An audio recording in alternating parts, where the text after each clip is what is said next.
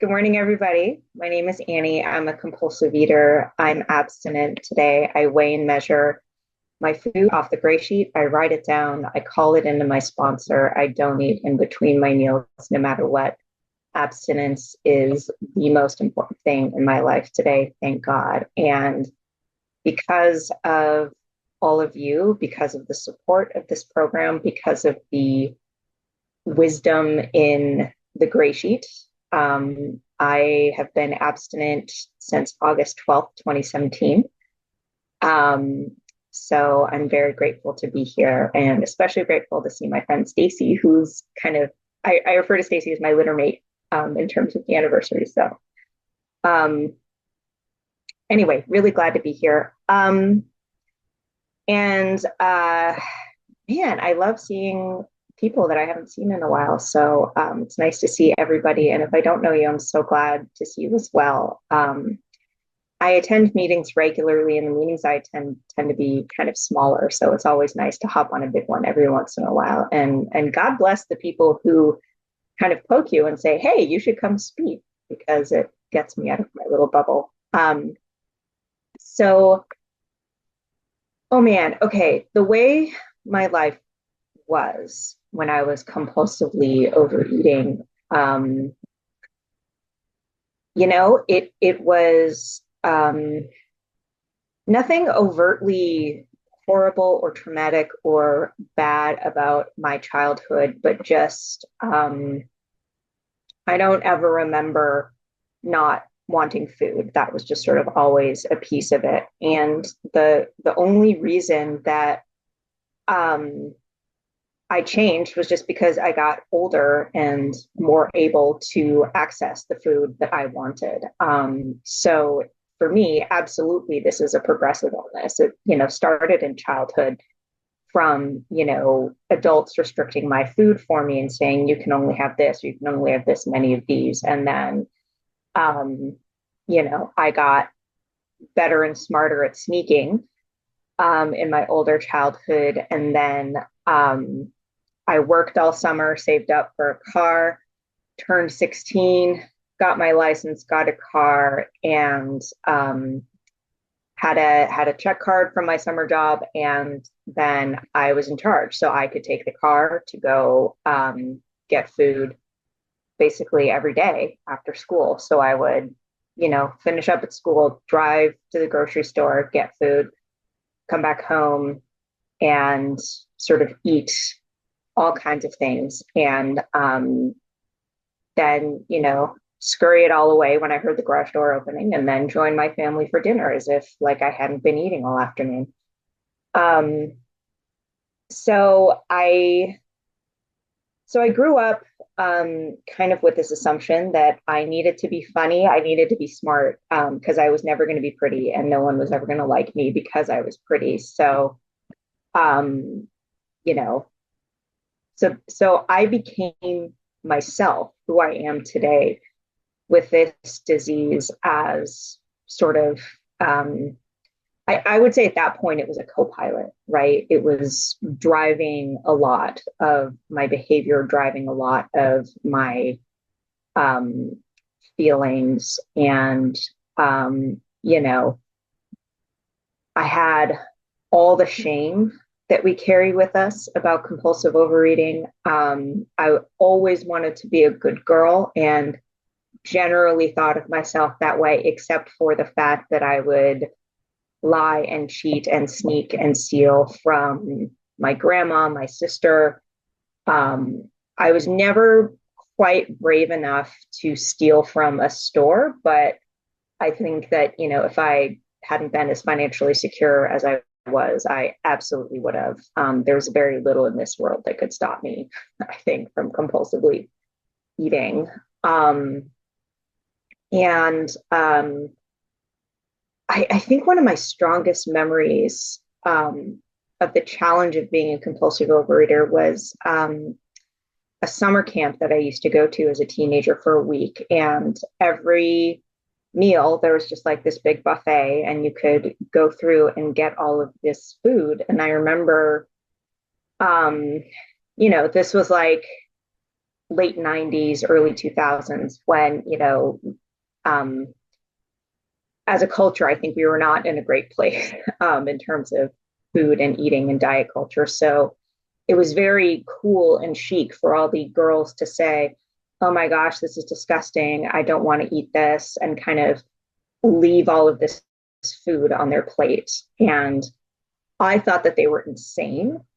Um, and I didn't get that, but I also was, I knew that I needed to do that if I wanted to sort of be in with the rest of the girls at camp. And it did not matter how much I intended to, I couldn't do it. Whatever was on my plate was going into my mouth, period. And I just couldn't leave food on the plate. Um, so, it was very clear that I was different from other kids. I had a much larger body. And, again, because of that, I just dove into academics. I dove into all of these other things to try to succeed, because I would never succeed at being, pretty or classically likable or anything like that. So when I was in high school, um, I have a relative who started Gray Sheet, my mother, and she actually started when I was in middle school. So I kind of grew up with Gray Sheet in my home, and she saw how much I was suffering in high school. And one day she said to me, just, let's see if we just change your breakfast and have you just do protein and fruit for breakfast. And I was kind of like, yeah, okay. And when we made that change, I sort of had this thing where, like, every day, I would have a blood sugar drop. And, as a young, spunky teenager, I would need a nap after school. Like, I was like a toddler. And, like, if I didn't get my nap, I was just cranky and horrible. Making that change to my diet completely eliminated that afternoon crash. I was still eating all the other things, and everything in between and all of that, but just that one little change shifted that. And that was kind of the thing that made me go, maybe this is for me. um and like, um I would sort of think to myself, well, gray sheets for old ladies, like, there's no way I can do gray sheet ever, like, for real. So um I didn't really think much of it, but it became clear to me eventually that, there's going to be a day where I'm just going to have to suck it up and start doing this. And, we'll see when it is.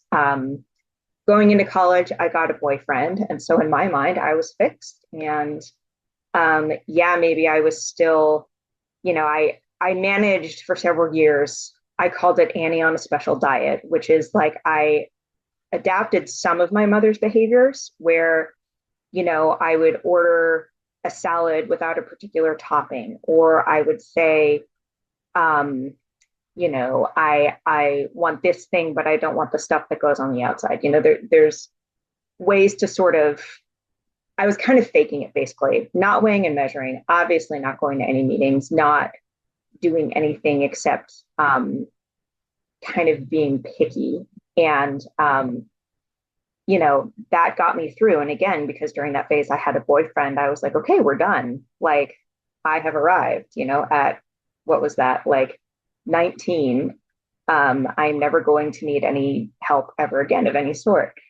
It turns out I got surprised that that was not the case. And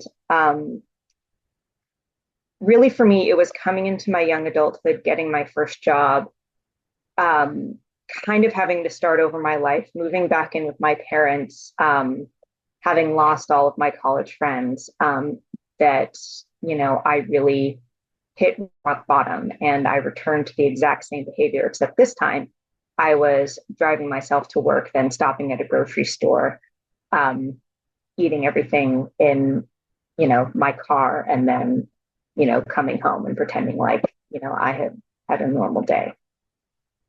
So that was the point that I kind of looked around and was just like, what, I think, it's time for me to do gray sheet. And I knew where the meetings were.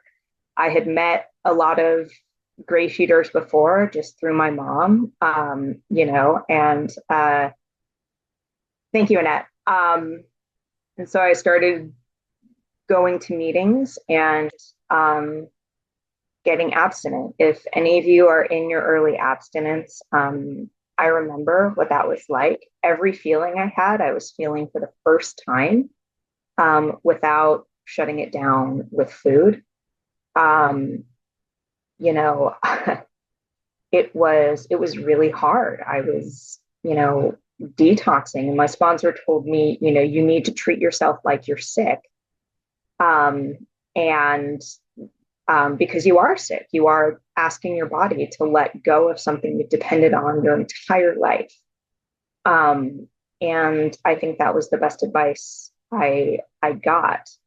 The other really great advice I got was, your job is to be abstinent. If you happen to wake up and go to work, if you happen to take a shower, if you happen to like literally do anything else besides weighing and measuring your food and calling your sponsor, like that's a neat little bonus that you get for that day.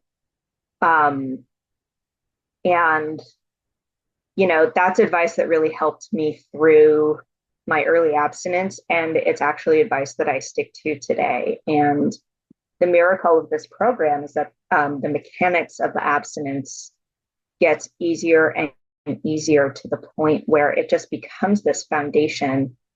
And because of because of my experience, my connections in this program, and I regularly go to meetings, I regularly read literature, I regularly engage with this program. I can now stay abstinent through all kinds of different challenges. It's the challenges still come.